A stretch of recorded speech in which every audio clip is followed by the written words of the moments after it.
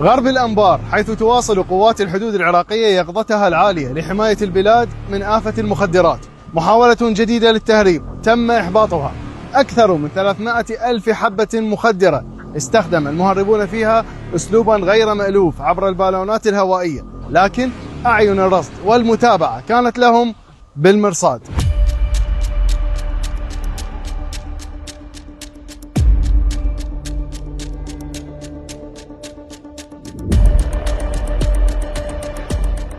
طبعا بالفترة الأخيرة مثل ما تعرف ضبط الحدود أغلق الأبواب أمام تهريب المخدرات. نعم. وكانت سوريا بالدرجة الأولى هي مصدر أنواع معينة من المخدرات، خصوصا حبوب الكبتاجون. نعم. حدود مع سوريا 600 كيلو متر. قدرنا بالفترة الأخيرة أن نوصل إلى نسبة ضبط مثالية لهذه الحدود وأنهينا موضوع التهريب. نعم. بحكم الواقع الأمني الغير مستقر بالداخل السوري، لجأوا المهربين إلى طرق بديلة، وسائل بديلة في نقل هذه المواد سواء للعراق أو إلى الأردن. نعم. ولذلك ظهرت بالأيام الأخيرة هي محاولة تهريب هذه المخدرات من خلال البالونات. نعم. يحمل وزن يوصل من إلى 30 إلى 40 كيلوغرام. وحبوب كبتاجون عبارة عن أكياس، وكل كيس ب1000 حبة، ويجري إطلاقها من الداخل السوري، وخصوصا في المنطقة المحصورة قريبة على التنف. نعم. المنطقة الجنوبية الشرقية لسوريا. نعم. الجهة المقصودة بعضهن الأردن، والبعض الآخر باتجاه الأراضي العراقية في المنطقة الغربية للأنبار. نعم. بحكم عمل قطعاتنا في الشريط الحدودي، أحيانا هذه البالونات تطير على ارتفاعات واطئة، ممكن رصدها بالكاميرات الحرارية نعم. ليلا وبالنهار بالعين المجرد. نعم. وكثير من هذه البالونات جرى إسقاطها من قبل قطعاتنا بالرمي المباشر عليها. طبعا أغلب هذه البالونات تحوي على، والحقائب اللي فيها تحوي على أجهزة تتبع من قبل المهربين حتى يعرفوها وين وصلت. من تسقط بالأراضي العراقية على يتم تتبعها. بالضبط. نعم. وبالتالي خلال هذه الفترة احنا ضبطنا ما يقرب 10 إلى 15 حالة، وكل حالة هي عبارة عن 30 إلى 40 كيلو غرام. نعم. الفترة الأخيرة ضبطنا للحدود أسهم في إنهاء موضوع تقليل المخدرات ودخولها للعراق بنسبة كبيرة. نعم. محاولات قليلة حاول بها الجانب السوري والمهربين هو إرسال المخدرات عبر مجرى نهر الفرات من خلال حاويات وإغلاقها وتجي طافية. نعم. في النهر، وجرى وضع خطة وضبط هذا الموضوع وإنهاءه، وتم ضبط كميات كبيرة أيضا من المخدرات. يعني ما بقى لهم غير بس طريق المنطقة. اليوم استخدام المهربين لهذه الطرق نعم. اللي فيها خسائر بالنسبة لهم وضبطيات من الأجهزة الأمنية هو دليل بأنه الحدود مؤمنة بشكل نعم. كبير، وما يستطيعون أن يتجاوزوها ويعبرون المخدرات بطريقة أخرى. اليوم لدينا عمل كبير في كل حدودنا مع دول الجوار. نعم. وهذا العمل هو إما على الشريط الحدودي سواء العراقي مع سوريا مع إيران مع باقي دول الجوار، وصلنا به إلى نسبة مثالية في إنهاء موضوع التهريب وخصوصا المخدرات. العمل الآخر خارج الشريط الحدودي هو بالمنافذ الحدودية. اليوم لدينا مراكز جمركية تعمل في جميع المنافذ البرية والبحرية والجوية، وتتبنى موضوع التفتيش الدقيق للبضائع للأشخاص. نعم.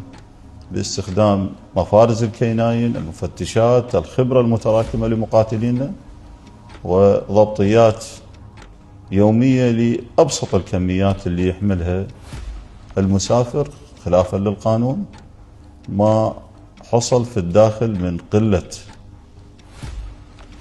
تداول المخدرات من حالة الضبط والسيطرة على هذه السموم هو ناتج من ضبط الحدود الدولية. بالضبط. هذه الجريمة مثل ما تعرف هي جريمة عابرة للحدود. نعم. ومصادر تهريبها مثل ما تعرفون سواء من الجانب السوري أو من جهة إيران من جهة أفغانستان. وعملنا متواصل مع الأخوة في المديرية العامة لمكافحة المخدرات، قدرنا أن نحد بنسبة ممتازة من هذا الموضوع، وأيضا نلقى القبض على المهربين والمتاجرين في هذه السموم. نعم سيادة الفريق، التقنيات الحديثة شلون ساعدت قيادة قوات الحدود بعملها بعد ما فتحت عندنا المراكز الرصيد، الكاميرات الحرارية، المركز اللي انفتح ببغداد بالآونة الأخيرة، شلون أسهمت هاي بالحد من التهريب أو المخدرات أو ضبط الحدود؟ أكيد اليوم الاعتماد على التقنيات، على منظومة المراقبة، على الكاميرات الحديثة أسهم بشكل كبير في تقليل الاعتماد على العامل البشري. لدينا حدود كبيرة، لدينا 3700 كيلو متر مع دول الجوار، وفي مناطق وعرة، مناطق صحراوية، مناطق بعيدة. والأسلوب التقليدي الاعتماد على المقاتل فيه كثير من المشاكل.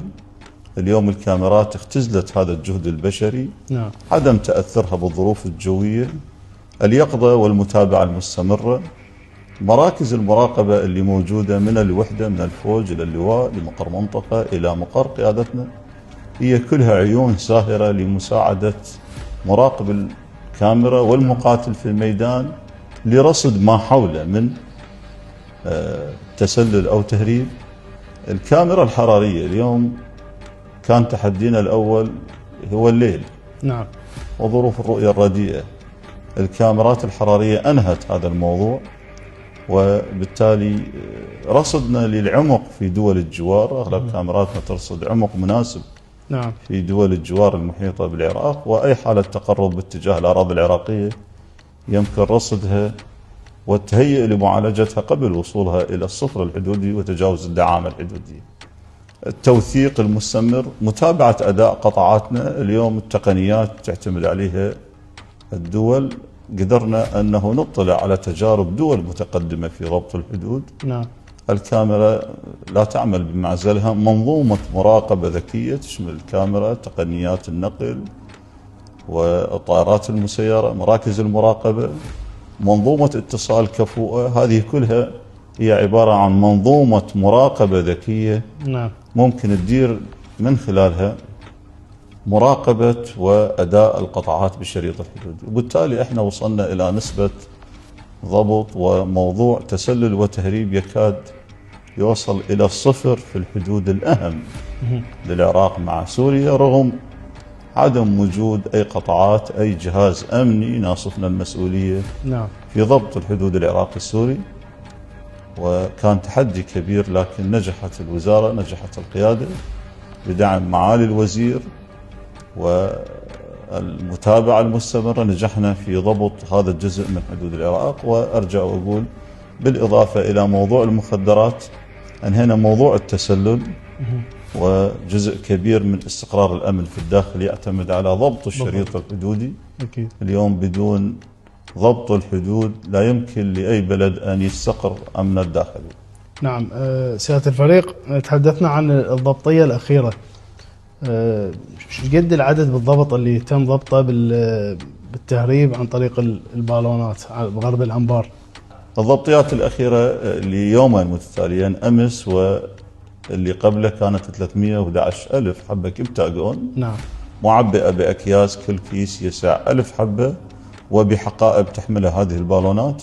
نعم. بالإضافة إلى هذا الموضوع لدينا تعاون وتنسيق مع الجانب الأردني والسعودي، اتصالات مستمرة تبادل قوم سير المعلومات الحدود بين آمر اللواء ونظير الأردني أو السوري. نعم. وأي رصد لأي بالون سواء من قبلنا داخل الأراضي الأردنية أو بالعكس يتم إخبار أو الأراضي السعودية، يصير اتصال متبادل ومتابعته. نعم. قسم من عندهم يصير اتجاها باتجاه الأراضي الأردنية أو السعودية، والبعض جرى رصدهم من قبل قطاعاتنا وأخبار هذه الدول. تنسيق وتعاون كبير مع الأردن والسعودية في موضوع ضبط الحدود، ونتطلع إلى أن تظهر قوة نظامية تضبط الحدود السورية، نعم، بالداخل السوري، وتناصفنا مسؤولية أمن الحدود الدولية. العمل الكبير اللي جاي يحصل بتوجيه المعالي ودعمه وتضافر جهود الأجهزة الأمنية، الحدود نعم. معها المديرية العامة لمكافحة المخدرات، الوكالات الاستخبارية، أسهم في موضوع الحد بنسبة كبيرة من دخول المخدرات. نعم. اليوم وصلنا إلى نسبة ضبط مثالية في شط العرب، في حدودنا في البصرة وميسان. أنجزنا سدة هور الحويزة، وهذا منجز كبير لبلد. نعم. ومسكنا بداية هور الحويزة، وهذا كان جيب وهور يستغل من قبل المهربين في عملياتهم. اليوم أصبح لدينا شريط حدودي موازي للسدة الإيرانية، كذلك في واسط وديالى. عمل كبير لقطاعاتنا ومع حرس الإقليم أيضا في محافظة السليمانية وأربيل، وبالتالي جهود واضحة أسهمت في الحد من تدفق المخدرات للداخل العراقي، وأيضا في متابعة وإلقاء القبض على التجار والمهربين.